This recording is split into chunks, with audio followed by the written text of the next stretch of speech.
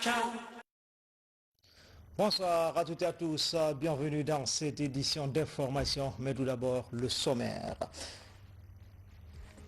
Le monde de la culture est en deuil. Mori Kanté a tiré sa révérence. Le griot électrique s'en est allé pour toujours. Images et témoignages, c'est dans cette édition d'information, les gens qui l'ont côtoyé. Et puis le conseil scientifique de riposte contre le Covid-19 a animé une conférence de presse ce matin. L'ouverture des écoles et maisons de culte était au cœur de la rencontre. Enfin, la Zakat el-Fitr cette année, le montant est fixé à 12 500 francs ou 2 kg. L'importance de l'aumône qui purifie le jeûne, c'est dans cette édition d'information. Bonsoir à toutes et à tous, c'est bien une douloureuse retrouvaille ce soir, un vendredi noir dans le monde culturel de la musique. L'artiste accompli Mori Kanté nous a quittés, il avait 70 ans, immense désolation dans le monde. Le chef de l'État a salué sur sa page à Twitter le génie qu'il a incarné pour la Guinée et l'Afrique. En patriarche culturel, l'icône de la musique mondiale a rendu l'âme à domicile. Nos équipes se sont rendues équipées peu après l'annonce. Younous Atawel. Kipé Dadia est frappé par un mal au retentissement mondial. La résidence privée de l'immense artiste Mori Kanté est sans âme ce vendredi. Elle s'est remplie de pleurs et de témoignages de solidarité. Le choc provoqué par la disparition de l'étoile de 70 ans bouleverse par son caractère subit. Le cercle familial exprime les premières émotions. C'est une perte qui a été tout pour nous. C'est un coup dur aujourd'hui, je ne sais même pas quoi dire, franchement, je ne sais pas. Papa Mori, il est sans façon. Je remercie le bon Dieu. On a tous été élevés ici, tous. Tout au long de sa vie, Mori Kanté a gardé son africanité, son sens de la famille et son respect des relations sociales sont séculaires. Conservateur dans l'âme, il a élevé ses enfants dans les cordes de la tradition. Le griot électrique a vécu dans l'humilité, proche de tous. On a perdu notre grand humoriste de la famille. Quand on est à côté de lui, on ne peut pas s'empêcher de rire. Avec ses petits-fils, avec ses enfants, tout le monde. Franchement, on a eu une très grande perte. Il a été au-dessus de tout. Toute personne qui venait auprès de lui, il les aidait. Tout le monde. Toutes les artistes. Que ce soit artistes, que ce soit orphelins, que ce soit les démunis, tout le monde. Au nom du président de la République, le professeur Fakonde et de son gouvernement dirigé par Dr Ibrahim Kassory Fofana, nous sommes venus présenter les condoléances au nom du gouvernement, écouter la famille et voir quelle doit être la suite de ce qui doit se passer. Mais vous le savez qu'aujourd'hui, la mort de Mori Kanté est une grande perte pour la nation. C'est un baobab qui est tombé. Parce que Mori Kanté, c'était l'ambassadeur de la culture guinéenne à travers le monde. Humble, Mori Kanté en Guinée était ouvert à tous. Jeunes artistes, sportifs et journalistes de tous bords étaient à tu et à toi avec l'icône planétaire de la musique qu'il était. Quand nous étions venus d'abord à la section culturelle de la radio, ensuite à la section culturelle de la télévision guinéenne, nous étions fiers parce que nous avons connu Mori Kanté avant d'être au niveau de la radio et de la télévision. Nous étions fiers de promouvoir sa musique, de promouvoir le talent de Mori Kanté avec lui et tous les autres de la musique guinéenne. Et c'était donc une fierté à l'époque avec l'équipe de Jean-Baptiste Williams, Issa Condé, Ali Badara Diakité, Louis-Auguste Leroy, sous la tutelle de notre aîné indirect, Justin Morel Junior. Nous avons, avec Mori Kanté, fait le bonheur des mélomanes guinéens. Il y a 2 ans, 5 mois, Mori Kanté avait renoncé à une tournée internationale pour faire honneur aux travailleurs de la RTG et à la première dame pour réveillonner comme il ne l'a jamais fait ailleurs. C'était le chant des cygnes.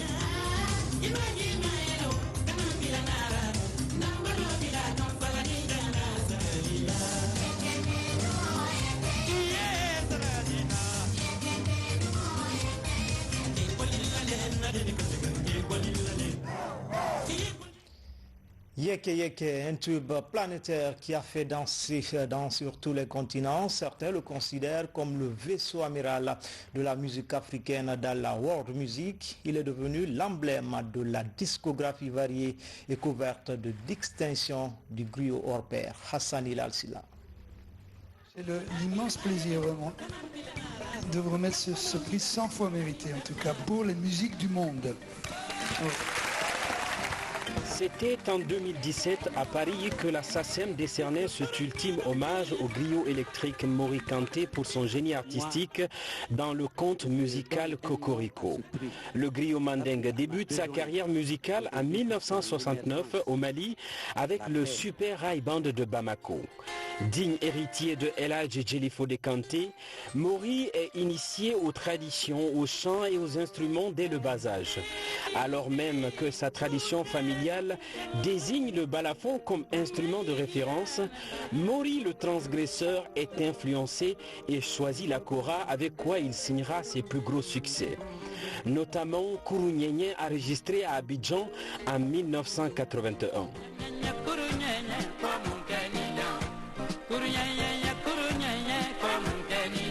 Après s'être fait une notoriété un peu partout en Afrique de l'Ouest, le griot mandingue se lance à l'assaut du continent africain et européen.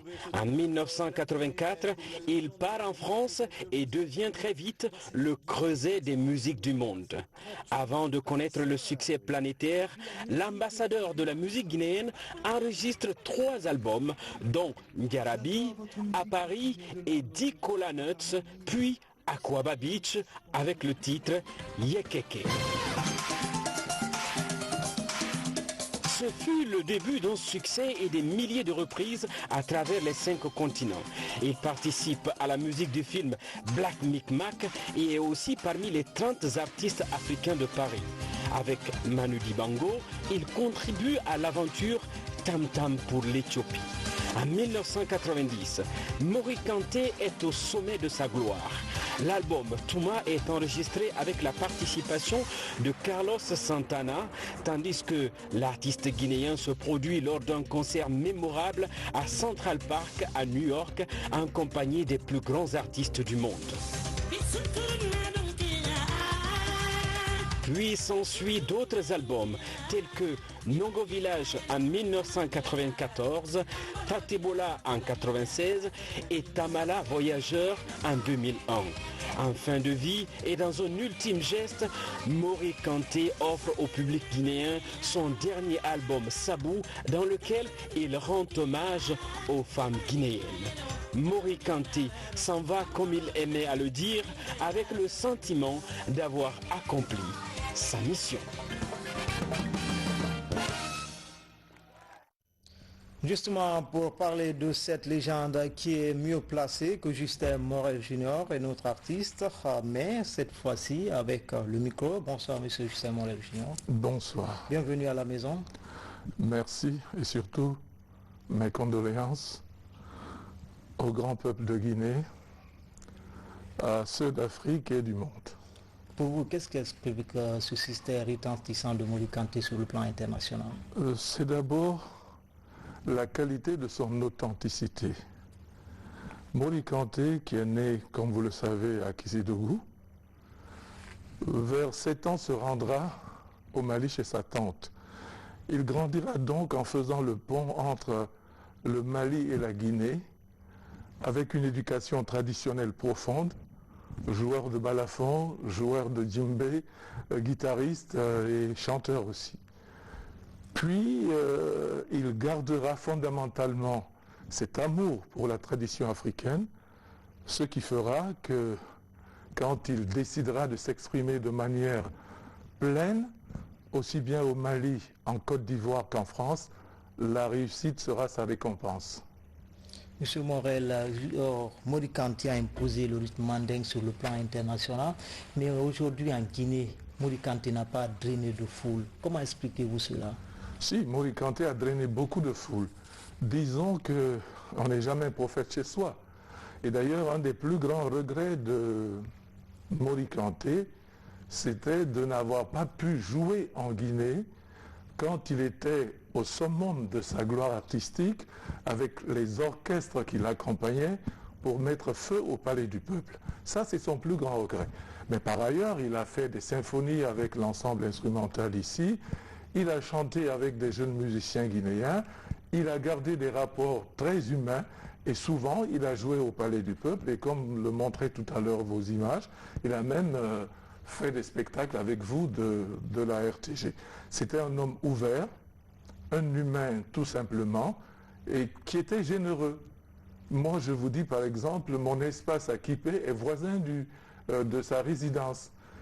Et c'est spontanément que toutes les nuits, quand il entend Maître Barry et l'African Groove jouer, que Mori Kanté, du haut de tout son succès, venait chanter, chahuter et vivre tout simplement la culture guinéenne. Aujourd'hui, Mori est parti. Quel héritage as-tu légué à la nouvelle génération? Je dirais que Mori n'est pas parti. Les grands artistes ne meurent pas, ils demeurent des symboles. Et en ce sens, c'est un modèle pour la jeunesse qui saura qu'un Guinéen qui a su faire le pont entre des pays africains, parce que sa vie c'est un carré.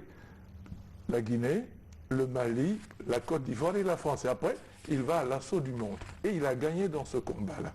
Donc un modèle comme ça doit inspirer les générations futures. Et c'est pour cela que je dis, Mori Kanté, ce n'est pas un adieu, c'est un simple au revoir. Parce que d'autres se lèveront. Déjà dans sa famille, vous savez que sa fille Manamba Kanté, épouse Madame Bangoura, tient le haut du pavé, que Bala Kanté aussi remonte en puissance, donc, et d'autres qui ne sont même pas de ces liens biologiques pourront continuer cette œuvre-là. Donc cet homme-là, cet artiste-là, ce génie-là ne mourra pas. Vous l'avez côtoyé, vous avez même fait sa promotion. Pour terminer aujourd'hui, Mori n'est pas là. Qu'est-ce qu'il voulait faire qu'il n'a pas pu réaliser? Non, toute vie humaine est une symphonie inachevée. Beaucoup de choses qu'il aurait aimé. Avoir un grand studio où beaucoup d'artistes africains seraient venus enregistrer. Construire d'autres lieux de spectacle, d'autres espaces culturels. Faire de nouveaux Jam Session. Il avait des promesses avec Mori, avec Manu Dibango qui, hélas, l'a précédé. D'autres artistes étaient aussi décidés à faire des coproductions avec lui. Mais tout cela, quand la volonté de Dieu nous appelle, nous répondons présent. Tout simplement. Est-ce qu'on peut résumer en un mot Mori pour vous? Mori, c'est qui? C'est un patriote. Merci. Merci, monsieur Justin Morel Junior. Merci à vous. Mori Kanté, une encyclopédie musicale, un arrangeur des symphonies les plus délicates, l'homme orchestre, il savait tout faire et donner de la musique au conte pour enfants. Témoignage d'une vie bien remplie par les acteurs clés qui l'ont côtoyé en Guinée. Mori Kanté, c'était un modèle, un artiste de siècle. Mori Kanté était un homme planétaire. Mori Kanté est né en Guinée. Il a servi son peuple, il a servi l'Afrique et il a servi le monde entier. Il a rempli sa mission. Nous étions 5 personnes sur la scène. Le directeur de ballets africains, le directeur de ballet Joliba, directeur de percussion de Guinée, l'ensemble instrumental, moi et Maître Barry. Donc, et le président a demandé la liste des 5 personnes qui sont sur le podium. Et c'est le président même qui a décidé, quand il a dit, nous allons décorer ces 5 personnes plus Mori Kanté. Malgré qu'il n'est pas en Guinée ici, il est à Paris, mais il mérite. Donc je remercie le président. Et le jour que nous avons été décorés, quand Mori est arrivé à Sékou-Touréa, quand on s'est rencontrés, il s'est jeté sur moi. Il dit bravo mon fils, je suis fier de toi. La main de Mori Kanté et de mon père sont des mêmes mères, même père. Donc, on croquait les Mordi, Morni de famille ou les dit. Amake ko parenté maslongé, ni Mori Badima les dit. Donc, Mori pour que bon moriko e dununya bela ko le di moriko te la Guinée kelenta di Mali kelenta te dunya bele ta ka dunya bele servi. En 93, je me rappelle que à la période ici, nous avons reçu Mori Kanté dans ses beaux jours. Il venait d'avoir le disque d'or et il venait de passer dans top 50. Et il voulait offrir son disque d'or au président de la République à l'époque, Lansana Conté. Donc il nous a tous réunis ici. Nous avons fait un panoplie sur ce qu'on devait représenter sur l'unité nationale et avec le journaliste Auguste Leroy. Et nous sommes allés faire l'émission à l'hôtel Riviera. Et je me rappelle ce jour, c'est lui qui conduisait l'événement, il était le maître de cérémonie. Ça s'est excellemment bien passé. Et c'est ce jour que j'ai commencé à connaître l'homme, à le pratiquer, à le respecter dans son travail. Je l'ai connu il y a longtemps sur la scène internationale. D'abord, il est venu en Guinée ici, il a monté un concert avec l'appui de l'ensemble instrumental national et m'a pris comme son chorégraphe. Le concert était dédié à Sundiata Keita. Un grand spectacle au Palais du Peuple qui a fait un succès fou. Ensuite, la même sélection s'est transportée à Paris, sur la porte de la Défense à Paris. Et je jure, ce jour-là aussi, je me souviens, voilà un autre succès qui a ébloui le peuple parisien et le monde entier. Son Mori Kanté, qu'est-ce que vous voulez qu'on dise? Parce que Dieu a créé la vie de contradiction. De contradiction. Il y a la vie, il y a la mort. On ne pourra que demander à Dieu que son âme repose en paix.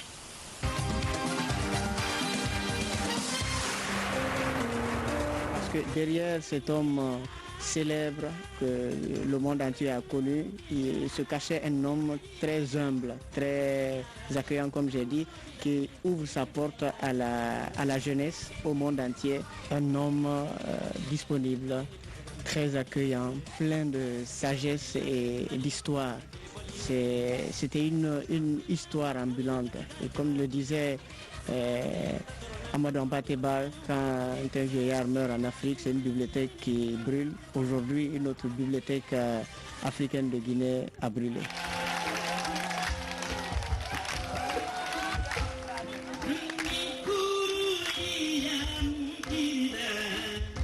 Vous ne pouviez pas vous asseoir avec lui une minute sans qu'il vous raconte une histoire, notre histoire. Son grand souci, c'était la transmission de l'histoire, de nos valeurs traditionnelles africaines à la nouvelle génération. Donc on avait un projet de transcrire des histoires, mais aussi écrire un nouveau livre à l'image de Cocorico, mais pour les enfants africains.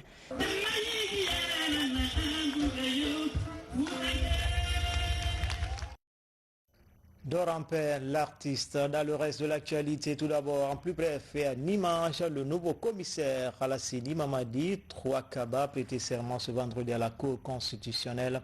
Il remplace le désormais ancien président de la CENI, Maître Salif Kébé. Mamadi Trouakaba a été désigné par le Conseil national des organisations de la société civile. Pour être plus complet sur ce dossier, les élections sont annoncées entre les 17 commissaires pour élire le futur président de l'organe en charge des élections en Guinée. Nous y reviendrons. Et suite à la prorogation de l'état d'urgence sanitaire, le gouvernement appelle au respect des gestes barrières et rassure les populations que la lumière sera faite sur les violences survenues récemment à Kamsar, Dubrika et Okoya. Le général Bourema Kondé est au micro de notre reporter Mohamed Lamine Kamara. Un des objectifs principaux de notre gouvernement est d'éviter que la pandémie atteigne l'intérieur du pays. C'est la raison pour laquelle les sorties de Conakry ne sont possibles que pour les citoyens testés négatifs au virus. Se référant aux douloureux derniers événements, qui du reste sont fort regrettables, des citoyens mal intentionnés, éternels fauteurs de troubles sevrés à présent de leur exercice favori, tentent à nouveau, en le disant haut et fort, de susciter des remous sociaux à l'image des malheureux cas de Koya, de Dubrika et de Kamsar, dans le but exclusif d'en finir avec les barrages filtrants et exposer les Guinéennes et les Guinéens à une plus grande explosion du virus à travers le pays. Le gouvernement, à travers les services compétents, fera toute la lumière sur ces actes d'une extrême gravité et les auteurs répondront devant la loi. Le gouvernement invite les populations à continuer à faire preuve de civisme et de discernement afin que tous ensemble, sur toute l'étendue du territoire national, nous affrontions l'ennemi commun qui a pour nom Covid-19. Dans cette épreuve, celles et ceux qui trouvent opportun d'ouvrir un front de trouble devraient se raviser et donner la priorité absolue à la santé de leurs concitoyens. Au moment où la Guinée fait face à la pandémie de Covid-19 qui paralyse certaines activités, des citoyens planifient l'organisation des marches de protestation.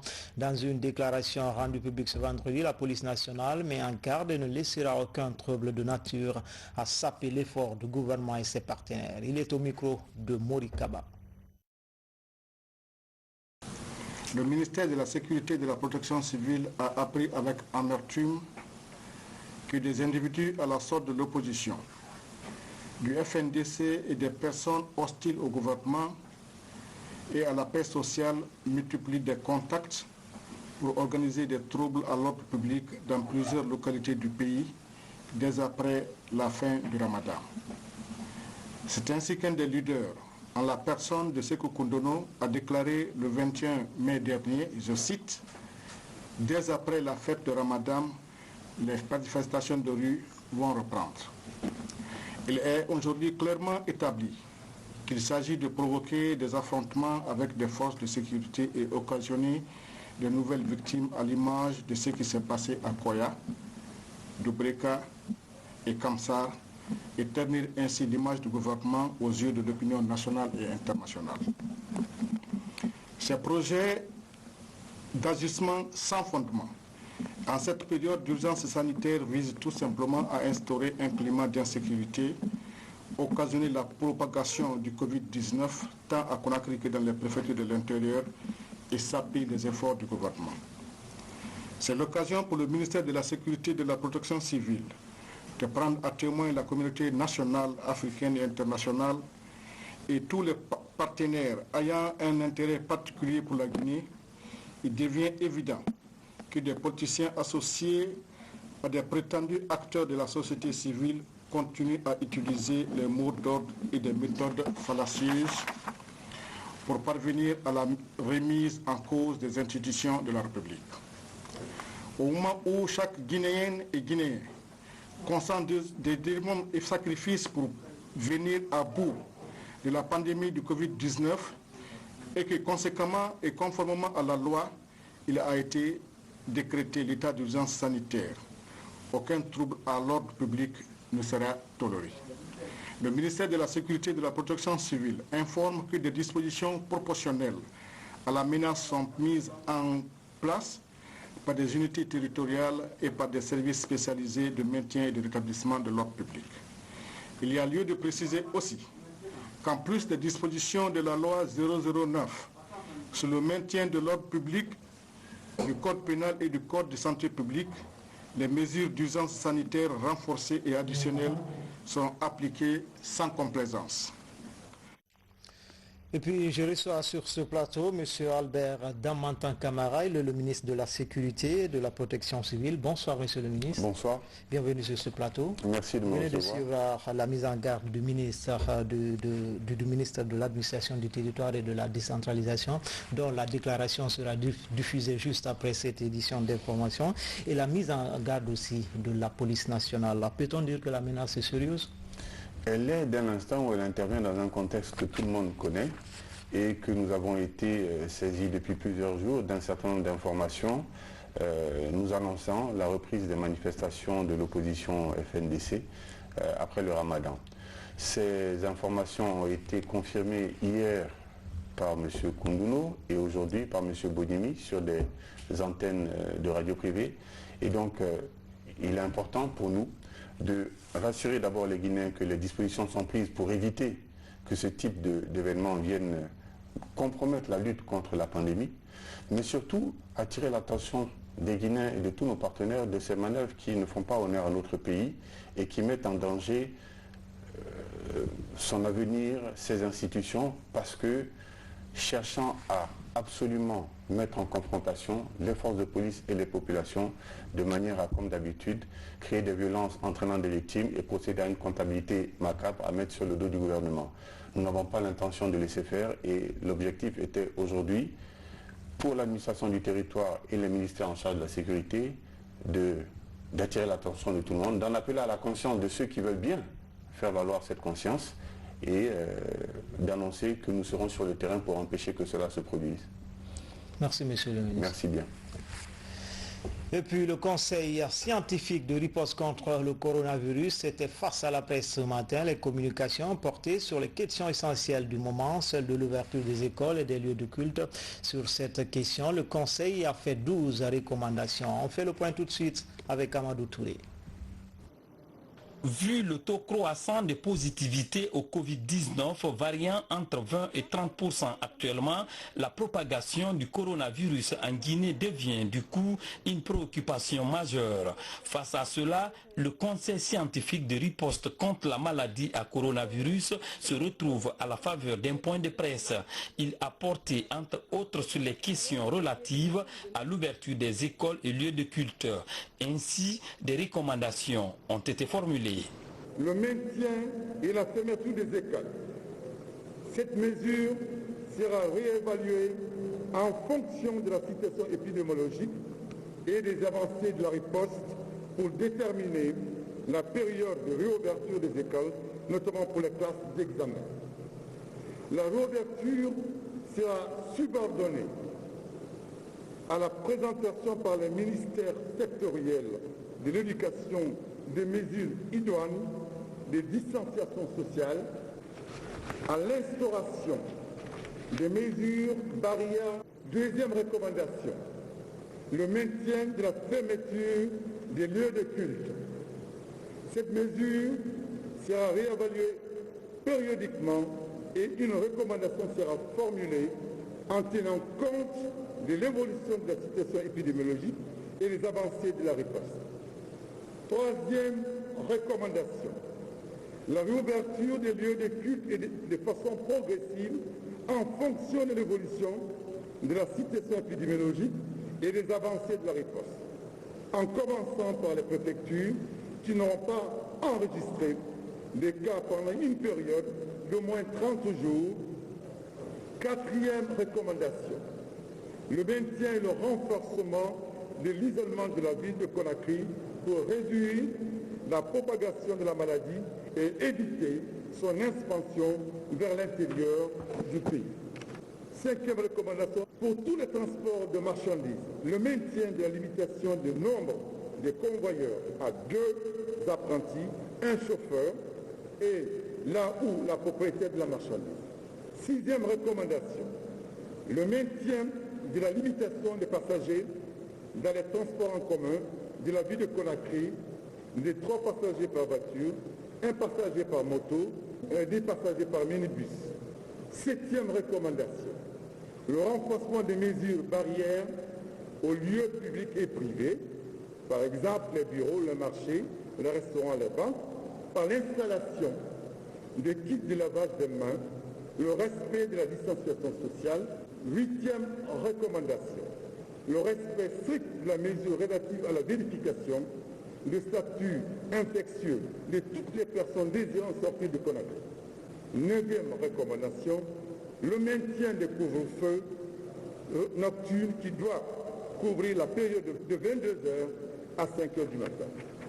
Dixième recommandation, le maintien et le renforcement des autres dispositions antérieures, comme le port obligatoire des masques, la limitation des rassemblements, la fermeture des bars et autres lieux de loisirs, les transferts de corps entre les différentes préfectures de la Guinée et en provenance de l'étranger. En prenant part à ce point de presse, le ministre de l'Enseignement supérieur et de la Recherche scientifique a, au nom du gouvernement, remercié le conseil scientifique avant de préciser.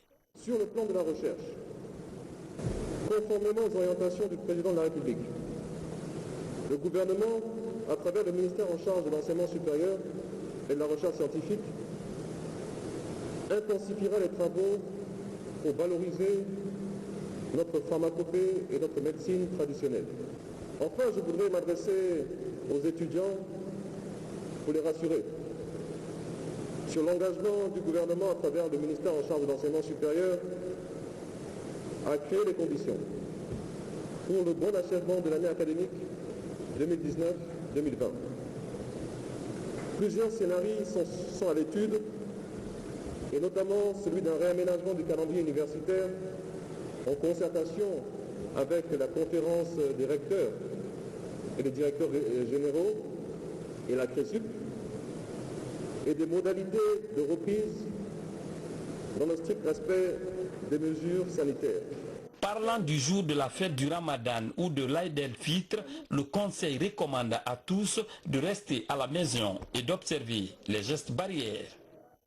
Et puis ce communiqué conjoint des ministres en charge de la fonction publique et du travail, conformément aux dispositions du décret numéro 2-85-95-250 APRG-SGG du 1er août 1995 instituant les fêtes légales en République de Guinée, le ministre en charge de la fonction publique et du travail porte à la connaissance des travailleuses, travailleurs et agents des secteurs publics, mixtes et privés que la journée du lundi 25 mai 2020, jour de la fête de l'Union africaine, est déclarée férié, chômé, payé sur toute l'étendue du territoire national. Les ministres en charge de la fonction publique et du travail profitent de cette heureuse occasion pour souhaiter bonne fête à l'ensemble des travailleurs. Billy Nankuma Doumbouya. Dans l'actualité également, l'aumône qui purifie le jeûne ou la Zakat al-Fitri cette année, le secrétariat des affaires religieuses fixe le prix à 12 000 francs guinéens, je dis bien 12 000 francs guinéens ou 2,5 kg du riz, principal aliment de base du pays, selon les Saintes Écritures. Ce sacrifice est destiné aux pauvres. L'importance de la Zakat al-Fitri avec Mohamed de Camara. L'Aïd el-Fitr marque la fin du mois saint de Ramadan, l'occasion pour le musulman jeûneur de s'acquitter bien avant d'une aumône appelée Zakat el-Fitr destinée aux personnes vulnérables. Mikaïl Kamara est fidèle musulman qui a accompli son jeûne avec dévotion. Au terme de son acte religieux, il s'acquitte de son aumône auprès de l'imam de sa mosquée. Pour nombreux fidèles, la Zakat appelée communément chez nous Moudi purifie le jeûne du musulman. L'islam a initié cet acte qui va faire en sorte que les pauvres aussi ne soient pas préoccupés pour chercher la nourriture pour eux et pour leur famille. Donc c'est le côté social que l'islam a mis depuis 1400 ans qui a fonctionné et qui a soulagé bon nombre de gens. Il y a deux catégories de pauvres. Il y a des pauvres déclarés, qui sont là, tout le monde connaît. Il y a des pauvres aussi non déclarés, qui, pour une circonstance, il devient incapable de nourrir sa famille.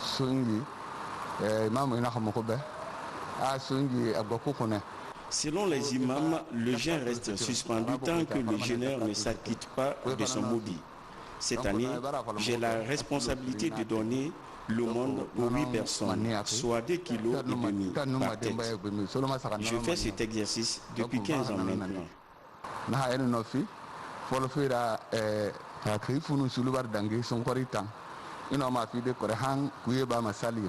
Cet exercice religieux qui se passe cette année dans le contexte du respect des gestes barrières contre le Covid-19 est une obligation pour tous les musulmans qui en ont les moyens. C'est également un acte de soutien et de solidarité à l'égard des pauvres afin qu'ils profitent pleinement de la fête. Chez nous, c'est le riz. Et 2,5 kg. Depuis le temps du prophète, ça n'a pas changé. C'est par tête. Si tu as 10 personnes, donc c'est 25 kg que tu donnes. Ce qui est recommandé par les affaires religieuses, c'est 12 500. Parce qu'ils ont pris la moyenne.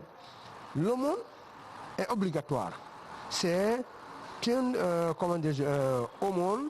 C'est une aumône sur la tête des personnes.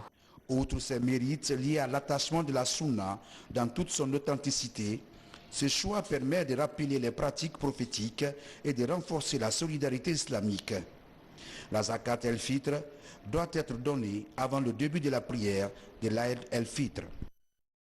Vous l'avez compris, c'est plutôt la zakat el-fitr est fixée à 12 500 francs guinéens ou 2,5 kg.